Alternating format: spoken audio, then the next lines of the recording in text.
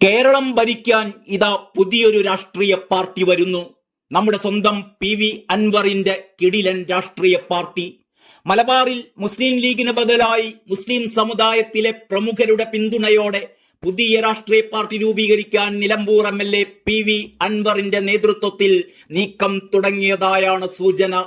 PV അൻവറിനൊപ്പം KT Jaleel MLA ഉണ്ട്, PTA റഹീം MLA ഉണ്ട്, പിന്നെ മുൻ MLA കാരാട്ട് റസാഖ് എന്നിവരും.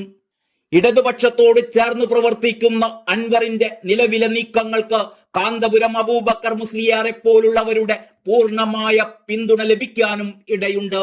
പോലീസിലെയും CPM-ലെയും പുഴുക്കുത്തുകൾക്കെതിരെ മുഖ്യമന്ത്രി പിണറായി വിജയനോടൊപ്പം ചേർന്ന് നിന്നുകൊണ്ട് പിണറായിക്ക് ഇടവും വലവുമുള്ള പിണറായിയുടെ ശക്തി കേന്ദ്രങ്ങളെ വെല്ലുവിളിച്ച PV അൻവറിന് പൊതുജനമധ്യത്തിൽ വൻ ജനപിന്തുണയാണ് ലഭിച്ചുകൊണ്ടിരിക്കുന്നത്. എങ്കിലും CPM-നുള്ളിൽ അമർഷം പുകയുകയാണ്. അൻവർ നൽകിയ പരാതികളിൽ ഒന്നിലും കാര്യമായ അന്വേഷണം പോലും നടക്കുന്നില്ല. ഈ സാഹചര്യത്തിൽ ഇനിയും ഇടതുപക്ഷത്തോട് ചേർന്ന് നിൽക്കുന്നത് നഷ്ടക്കച്ചവടമായിരിക്കുമെന്ന് പിണറായിയേക്കാൾ ബിസിനസ് അറിയാവുന്ന അൻവറിനറിയാം. 2 തവണ MLA ആയി മന്ത്രിയാകാനുള്ള അവസാന നീക്കങ്ങളും പരാജയപ്പെട്ടു. വരാനിരിക്കുന്ന തിരഞ്ഞെടുപ്പിൽ ഇടതുമുന്നണി ഇനി അൻവറിന് സീറ്റ് കൊടുക്കുമെന്നും കരുതാനാവില്ല. പിണറായിയുടെ മരുമകൻ മുഖ്യമന്ത്രി സ്ഥാനത്തേക്ക് വന്നാൽ പിന്നെ അൻവറിന്റെ കാര്യം കട്ടപ്പുക. ഇനി മരുമകനല്ല MP ഗോവിന്ദൻ അധികാരത്തിൽ വന്നാലും PV അൻവറിന് ഒരു സീറ്റ് കിട്ടുമെന്ന കാര്യത്തിൽ ഉറപ്പൊന്നുമില്ല. നിലവിലുള്ള സാഹചര്യത്തിൽ പിണറായിക്കും മകനുമെതിരെ ശബ്ദമുയർത്താൻ ഗോവിന്ദനും കൂട്ടരുമൊക്കെയാണ് അൻവറിനെ കളത്തിലിറക്കിയത്. എങ്കിലും അൻവറിന്റെ കയ്യിലിരിപ്പ് അവർക്കൊക്കെ നന്നായി അറിയാം. അൻവർ പക്ഷേ മറ്റൊരു കളിക്കാണ് തുടക്കം കുറിച്ചിരിക്കുന്നത്. പാർട്ടിയിലെ വീരനായകനായി മാറി ഒടുവിൽ ഒരു രക്തസാക്ഷി പരിവേഷത്തോടെ പിൻവാങ്ങുക. അപ്പോഴേക്കും പുതിയ തിരഞ്ഞെടുപ്പ് വരും. ഇടതുപക്ഷത്തിന് 3ാം വട്ടവും അധികാരത്തിലെത്താൻ കഴിയില്ലെന്നാണ് അൻവർ പക്ഷം കരുതുന്നത്. നേരെ പോയി പഴയ ലാവണത്തിൽ ചേക്കേറിയാൽ ഇപ്പോഴത്തെ നിലയും വിലയും ഒക്കെ പോയി കിട്ടും. അതുകൊണ്ടൊരു പുതിയ രാഷ്ട്രീയ പാർട്ടി രൂപീകരിച്ചാൽ കാര്യങ്ങൾ കുറെ കൂടി സേഫ് ആകും. ഇവിടെ കൈവിരലെണ്ണാവുന്ന പാർട്ടി അനുകൂലികൾ പോലുമില്ലാത്ത ഘടക കക്ഷികൾ വരെ മന്ത്രിമാരായി വിലസുകയാണല്ലോ. അപ്പോൾ പിന്നെ അൻവറിന് എന്താ പേടിക്കാനുള്ളത്? പോയാൽ പോയി, കിട്ടിയാൽ കിട്ടി, അത്രയേ ഉള്ളൂ.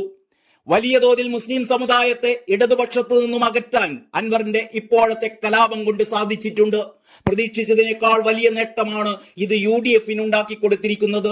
പിണറായി വിജയന്റെ RSS ബാന്ധവം അൻവറിനേക്കാൾ രൂക്ഷമായി VD സതീശനും കൂട്ടരുമാണ് ഇപ്പോൾ കത്തിക്കുന്നത്. ഇത് വളരെ ശക്തമായ രാഷ്ട്രീയ വിഭജനത്തിന് കാരണമായിരിക്കുകയാണ്. ഇപ്പോൾ നിയമസഭാ തിരഞ്ഞെടുപ്പ് നടന്നാൽ മുസ്ലിം സമുദായം ഒറ്റയടിക്ക് UDF-ന്റെ കൂടെ പോകും. 100 സീറ്റിലേറെ നേടി UDF-ന് അധികാരത്തിൽ വരാൻ സാധിക്കുന്ന സാഹചര്യമാണ് ഇപ്പോൾ സംസ്ഥാനത്ത് രൂപപ്പെട്ടിരിക്കുന്നത് എന്നാണ് രാഷ്ട്രീയ നിരീക്ഷകർ കരുതുന്നത്. ഈ സാഹചര്യം രൂപപ്പെടുത്തിയതിൽ അൻവറിനുള്ള റോൾ ചെറുതൊന്നുമല്ല. പിണറായിക്കും പിണറായിയുടെ പോലീസിനുമെതിരെ അൻവറിന്റെ യുദ്ധപ്രഖ്യാപനം അത് RSS-നെതിരായ യുദ്ധപ്രഖ്യാപനമാണ് എന്ന് തിരിച്ചറിഞ്ഞ് മലബാറിലെ മുസ്ലിം സമുദായം അൻവറിനെ പിന്തുണയ്ക്കുന്ന കാഴ്ചയാണ് ഇപ്പോൾ കാണുന്നത്. മുസ്ലിം സമുദായത്തിൽ ലീഗിനുള്ള സ്വാധീനത്തെക്കാൾ കൂടുതലാണ് ഇപ്പോൾ അൻവറിനുള്ള സ്വാധീനം എന്ന് വേണം കരുതാൻ. പാണക്കാട് തങ്ങൾക്കും കുഞ്ഞാലിക്കുട്ടിക്കും ഒക്കെ കിട്ടുന്ന ആദരവിനേക്കാളും വലിയ ആദരവ്, വലിയ ജനപിന്തുണ അതിപ്പോൾ അൻവറിന് കിട്ടിക്കൊണ്ടിരിക്കുന്നു.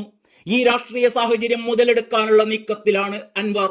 അൻവറിന്റെ ധീരതയെയും നിലപാടിനെയും അംഗീകരിക്കുന്ന മുസ്ലിം സമുദായത്തിലെ അംഗങ്ങളുടെ എണ്ണം ദിനം പ്രതി കൂടി വരികയാണ്. ഇതെങ്ങനെ മുതലെടുക്കാം എന്ന ആലോചനയിലാണ് പുതിയ രാഷ്ട്രീയ പാർട്ടി എന്ന ആശയത്തിലേക്ക് അൻവർ എത്തിയത് എന്ന് വേണം കരുതാൻ.